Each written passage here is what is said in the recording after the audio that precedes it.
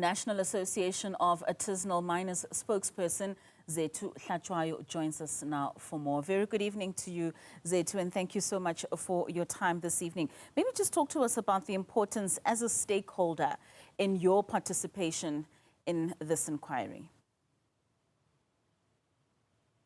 Thank you very much, and good evening to you and to your viewers at home. Thank you for the opportunity. I think it is very much important that a role player such as the National Association of Artisanal Miners find expression and also make submissions into this very important inquiry, because you would know that the process that you're talking about of this framework, it's going back or stemming back from the public participation processes, which was for the development of the ASM policy. Fortunately enough for us as NAM, we've been participating in that process from the beginning. In fact, there were pre-consultations that were done in Mpumalanga, where we raised this issue of ensuring that while we are still working on the implementation of the framework, let artisanal miners who are members of NAM be given a mercy or a leniency a time to be able to be absorbed into the system, so that they are not targeted as zamas and are separated from that kind of a conversation so that people understand that there are people who are willing to put bread on the table, working within the prescripts of the law. Unfortunately, our calls for that has not happened. But fast forward to what is now happening. Now we are reaping the results of punishing the men and women without putting in place first implementation a plan for the formalization of the sector, so that we can be able to ensure that artisanal miners are protected, but they are also prioritized as a role player to be given an opportunity to mine legally within the prescripts of the law.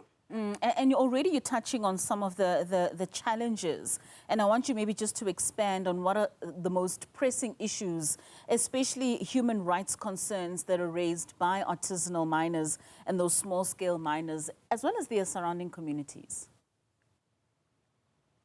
Oh yes, no, most definitely. Maybe let me start by demonstrating, to your viewers and South Africans, what I'm hearing here is one of the stun grenades that was found in underground on the mine in Mpumalanga and Ermelo, to be specific, that was used to gas out, if I can put it like that, as loosely, to make sure that artisanal miners come out of the mine. And you'd understand that underground you don't have your what do you call them? Your air system. To control, to ensure that there's enough.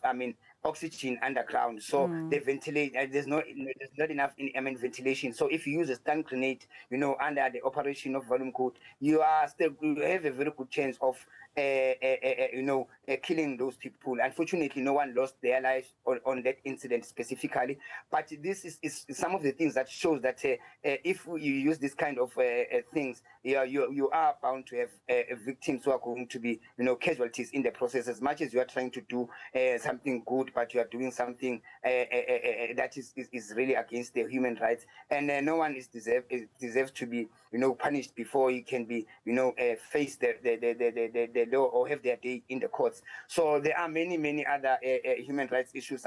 If you look at it, unfortunately enough, also for us as NAM, specifically, we conducted a fact-finding mission where we went also to Stilfontein, and we experienced firsthand. And I'm very glad, because we do have made recommendations to say that the operations were started without having a plan in place to ensure that an alternative or a room is created for artisanal miners who want to work, so that they can be able to be distinguished from this kind of thing. But this blanket approach is negatively impacting on human lives, and is bound to make more people, to lose more lives, because it is not solution driven, and it is not having NAM as a role player on the table, because nothing must be done or decided on regarding artisanal mining without sorry about that, without artisanal miners themselves on the table. I think those are some of the things that are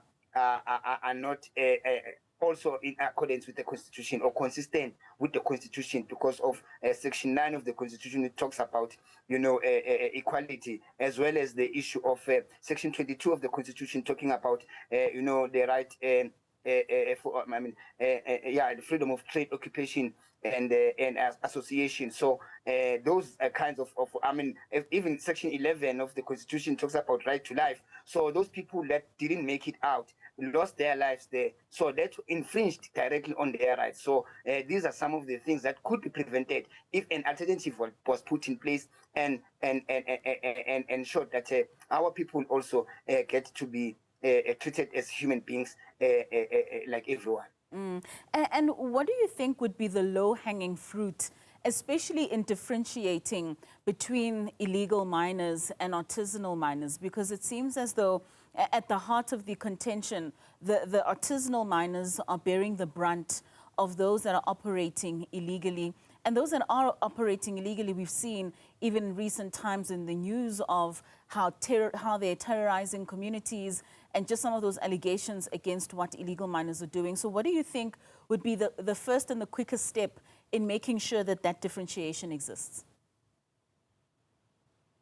Thank you so much for a beautiful question. I think the low-hanging fruit for a start is the challenge. Is through a coexistence, with large-scale mining and artisanal miners, with a multi-stakeholder, proactive, shared approach as a solution. By that I mean we need to sit down around the table with big mining companies, law enforcement, and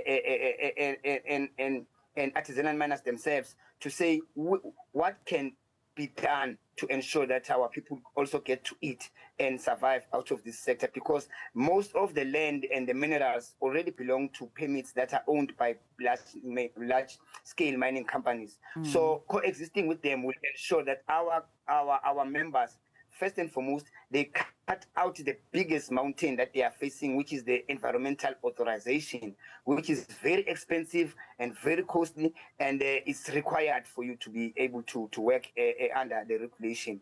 Already NAM has done a lot of work in ensuring that our branches are formalized. By that I mean they are fully they are compliant with the laws. They are registering to cooperative companies. They are also identifiable by their uniform and how they look, and they are also unfortunately for us, because now the operation does not distinguish whether you can wear all your full PPE. If you do not have a permit, you are still illegal. So that is a low-hanging fruit, to say those artisanal miners who have shown interest and raised their hands and have formalized themselves, let them be considered and be given a priority in coexisting with large-scale mining companies. So that will be a win-win for all of us, because the mining companies will win, and the artisanal miners will be the biggest winners, because the economy